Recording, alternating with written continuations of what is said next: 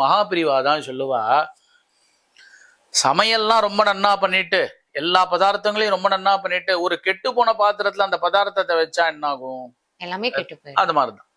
If character is last everything is last. அவ்வளவுதான். அது மாதிரிதான் மகாபிரிவா சொல்லுவா. பக்திக்கு ரொம்ப முக்கியம் மன தூய்மையோட பண்ணு. நான் இப்போ ஸ்மரணாத்து அருணாச்சலம்னு இருக்கு, திருவண்ணாமலையாரை நினைச்சாலே மோட்சம்னு இருக்கு. அதுக்காக நான் திருவண்ணாமலையார் நினைச்சுட்டேங்கிறதுக்காக எல்லாருக்கும் துரோகம் பண்ணா சுவாமி ஒத்துப்பாரோ? அதாவது அந்த ஸ்லோகத்தை நன்னா கவனிக்கணும். ஜனநாத் கமலாலயம், திருவாரூர்ல பிறந்தா மோட்சம். தரிசனாத் அப்ர சதசி, சிதம்பரத்துக்கு அப்ர சதசுன்னு பேர். அந்த விமானத்தை வாழ்நாள் ஒரு தடவையாவது பார்க்கணும்னு சொல்லப்பட்டிருக்கு. அதுக்கப்புறம் காஷ்யாந்து மரணான் முக்தி, காசியில போனா முக்தி. கடைசியில சொல்லும்போது ஸ்மரணாத் அருணாச்சலம். நினைச்சா அப்படின்னாக்க என்ன அர்த்தம்? மனதளவுல ஹிருதயத்துல தூய்மையா நினைக்கும். விவேகானந்தர் சொல்றாரு இல்லையா,